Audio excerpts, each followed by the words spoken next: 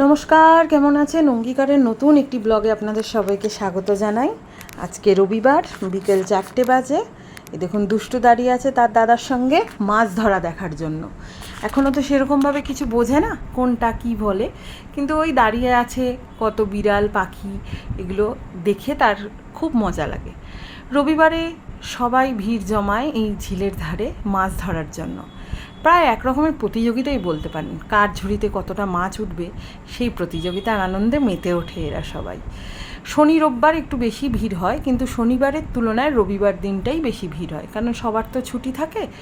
তাই তারা নিজেদের হবি পছন্দ মতন তারা মাছ ধরতে আসে, এবং মাছগুলো ধরে যখন তাদের কাছে প্রচুর মাছ হয়ে যায় তখন তারা বিকালে সন্ধ্যাবেলায় লোকাল যারা স্থানীয় লোক আছে তাদের কাছে বিক্রিও করে।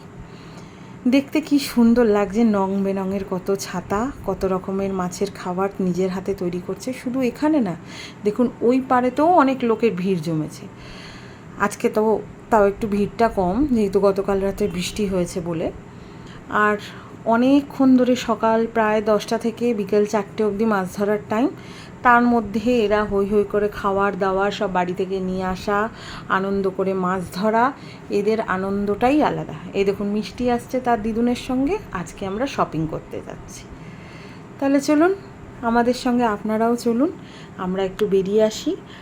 এই গাড়ি করে মোটামুটি প্রায় চলেই এসছি, আর 15-20 মিনিটের মধ্যেই আমাদের ডেস্টিনেশনে পৌঁছে যাব। আপনাদের আমাদের সকলের প্রিয় একটা জায়গা, আমরা বছরে 1-2বার প্রায় এসেই থাকি। আপনারা দেখলেই সেটা বুঝতে পারবেন। পুজোর তো সেরমভাবে কোনো কেনাকাটি করা হয় না।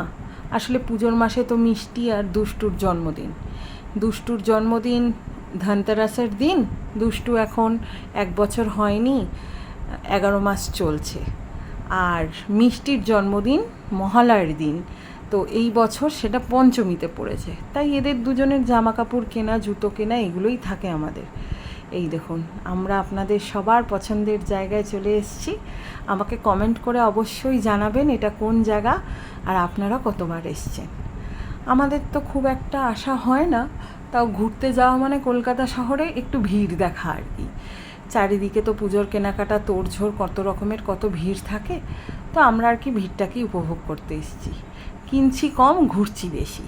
ভিড়টাকেই আনন্দ উপভোগ করে কত বছর পর এসছি। আগে যখন ছোটোবেলায় আমরা ছিলাম, তখন বাবা 15ই আগস্টের অফিসের ছুটিতে আমাদের এই পুজোর কেনাকাটিগুলো করিয়ে নিয়ে আসতো। সকালবেলা খেয়ে বেরিয়ে যেতাম, সারাদিন কেনাকাটি করে 7টা, 7:30, 8টার মধ্যে আবার বাড়ি ফিরে যেতাম। সেই আনন্দটাই আলাদা।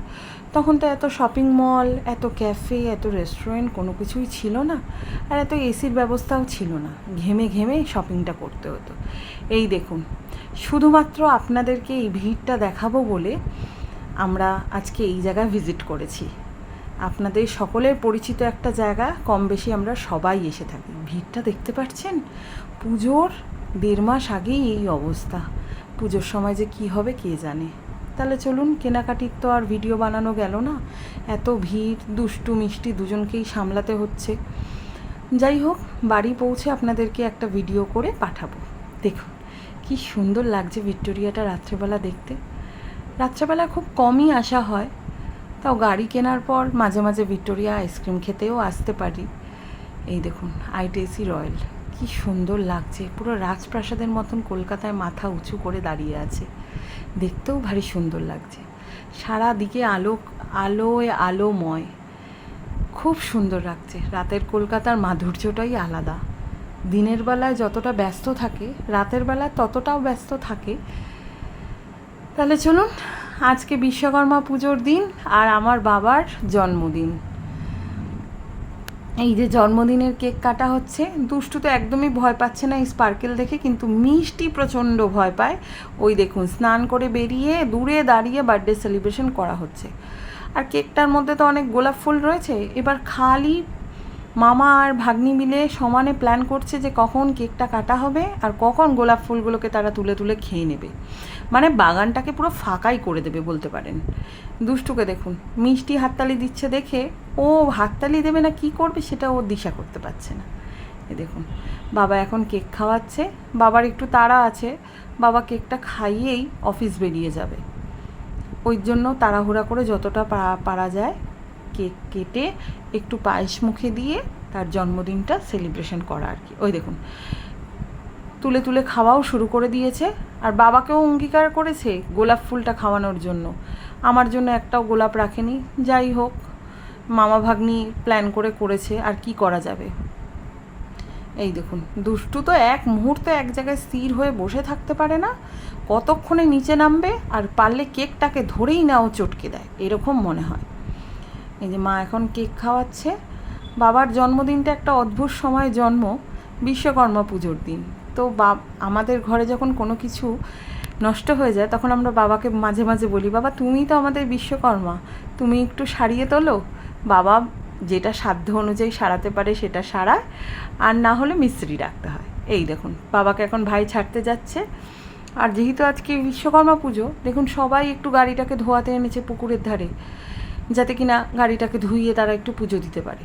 এই দেখুন বাবাকে ছাড়তে যাচ্ছে আমার ভাই, ছেড়ে আবার ফিরেও আসবে। গাড়ি দুটোকে ধোয়ানো, পরিষ্কার করা, তাদের পুজো দিতে নিয়ে যাওয়া, এগুলো তো আছে তার জন্য। এবার দুজনেই বেরিয়ে যাচ্ছে, তারপর আমরা যে যার মতন কাজ করতে লেগে পড়ব।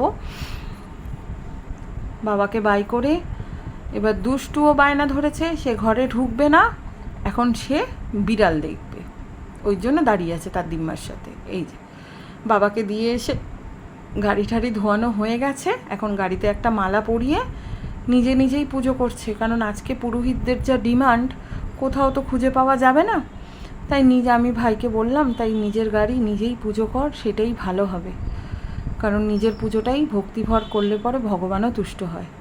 এই দেখুন দুষ্টু আপন মনে হেঁটে চলেছে। এখন তো হাঁটা ধরেছে, কোনো মতে হামাগুড়িও দিচ্ছে না, কোনো কিছু করছে না, শুধু হেঁটে চলেছে।